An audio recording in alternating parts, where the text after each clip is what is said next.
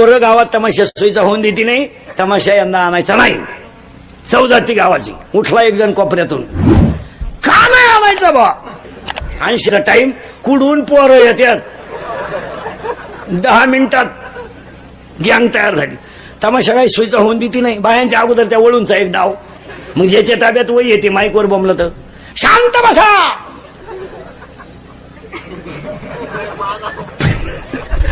गावची इज्जत घालू नका, मोठ्या कष्टानं बाई आणली. त्याच कार्ट खालून म्हणतो वन्स मोर शांताबाई. हा लगेच म्हणतो कोणचं बॉम्ब मारलं? लोक म्हणले तुझंच आहे. माझं? ते माझं असू शकत नाही. लोक म्हणले नाव आहे बा तुझ्या, मग पाय काय.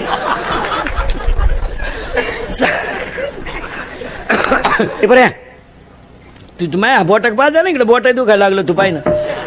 इको दे जायचा काय का कीर्तनाला आलेल्या सुना. हा जरा भान ठेवा, भान. तू काय 7-8 ताटल्या 2-4 थांबे इकडे घेऊन आली, म्हणजे ज्या गिरदारी घेऊन आली काय. 4-4 गुरुवार करते, सासरा उपाशी मारी ती, आणि इकडे बचत गटात भाषण जोडी ती, म्हणजे लय शहाणी झाली तू. 4 दिवस झाले सासऱ्याला आंघोळ नाही, त्याच्या बगलात कुशिड्या झाल्यात, आणि इकडे उद्यापनाला भजी काढी ती. जरा सावध व्हा. सासू सासरे ती इस्टेट आणि एक धना ठेवा सुना. तुम्ही त्यांचा किती छळ केला, एक दिवस तुमच्यावरती वेळ आहे हे विसरू नका. हा तुम्हाला वाटतं बा आमचा नवरा आमच्या ताब्यात आहे, थोडा काळ येतोय बी. तुमचा नवरा जे आज तुमच्या अंडर आहे ना, ते भंगार, ते त्याचा पोऱ्या त्याला हानीत नाही तवर मग तो आमच्या ताब्यात येणार. चालला त्याच्या पोऱ्यानं त्याला रेटावला का आमच्याकडे येणे करी फिट आलाच, झालाच बाबा, झालाच ताल करी. मग हा सगळा माल कोणाकडे येतो? हा लई दिवस नाही येऊ नको, लगेच बायको घे बर. मग आता तू 48ची अगरबत्ती कुठं लावतो बावळा? 48 टाके मार्ग पडले नव्हते, बँडवाले थकीतो. तुला कोण बायको देत? आता लग्न न झालेल्या पोरांना एकच पर्याय आहे, फक्त मामाची आणि मामीची पूजा करणे, दुसरे कोणच्या नाही लागायचे नाही. आता मामाच पांडुरंग, मामीच रुक्मिणी, कायच बायको आली आता. मामालाही असली तर ठीक, नाही तर मिळालं यायची. काहींच्या मामाच्याही लग्न होईल नाही, तो काही एक तमाशा आहे का? मामाच मोकळा हिंडतोय का? असं का आलं? माणसं नुसते घराने लग्न बायका करता बायको मिळणार नाही. 3रे वाक्य घडणार आहे.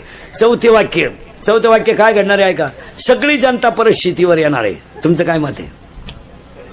कंपन्यांचं जवळजवळ ते आले पिठलेवा, आता ते रसा ओतून द्यायला लागले. आता पिठलेवाले सकाळी वल्लन संध्याकाळी कोरड. सहकार क्षेत्रातल्या नोकरीवाल्यांवर दबाव आहे. आता ते उगाच पोटासाठी करतात, नाही तर कवा साहेबाचा फोन येईन. आंघोळीला घुसला साहेबाचा फोन आला, तो अंडरपॅन्ट गावात गेला. यांच्यावर दबाव आहे. म्हणजे सर्व्हिस हा विषय मिटला. आता सगळी लोक परत कुठे येणार आहे? शेतीवर. आणि पाया पडून सांगा 2-3 वर्ष थांबा, शेतीला सोनेरी दिवस येणार आहे. आणि आजही शेतीवर सोनेरी दिवस. आता फक्त शेती का परवडत नाही याचे 2 ते 6 कारण सांगतो तुम्हाला. मी स्वतः शेतकरी आहे चांगला. जर कीर्तनात बसलेला म्हणला ना कोणी शेती परवडत नाही, या कानपट्टी ठेवून द्यायची पहिली. ज्याच्या घरातली सगळी माणसं काम करतात त्याला शेती परवडते. जो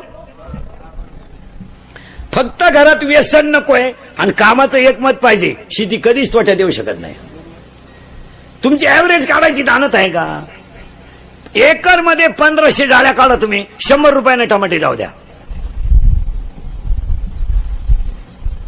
1.5 लाख रुपयाचे टमाटे झाले. लाख खर्च, 1.25 लाख, 25 तर फीट झाले. मग तुम्ही 500 जाळ्यांवर जर धाब्याची उधारी 900 जाळ्यांची करता, तारी इकून मरतो का तू? असं कुठं जमल? शेतकरी वर्गाचा हाच मोठा प्रॉब्लेम झालाय. एक तर मजूर मिळत नाही, घरात माणसं नाही, आणि शेती का परवडत नाही याला 6 कारण आहेत. 1, वारंवार त्याच जमिनीत तेच पीक.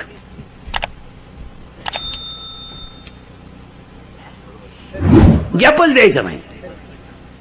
त्या जमिनीची ताकदच संपली हो. ऊस नावाची वस्तू 18 महिने राहती, तुटून गेले आणि त्यानं फक्त रोटा मारला आणि परत सरी पाडली. 32 महिने वावर गुंतून ठेवलं त्यानं. कशाला शेती टिकल? वारंवार त्याच जमिनीत तेच पीक. 2, 100% शेतकरी तणनाशक वापरतो. टाटा मेट्री, निराया कत्तर, राऊंडअप, गोल, M45, M35, अविनाश. बरं काही औषधं इतके पॉवरफुल आहे महाराज, माणूस बांधाला औषध मारून गावात जाईपर्यंत बांध जळवते माझं. आणि जिथं तुम्ही औषध मारता ती जागा फुसफुशीत वेळ राहते पहा कधी बी. मग आता त्याच्यामुळे जमिनीतले क्षार जात नसतील का? दुसरं कारण.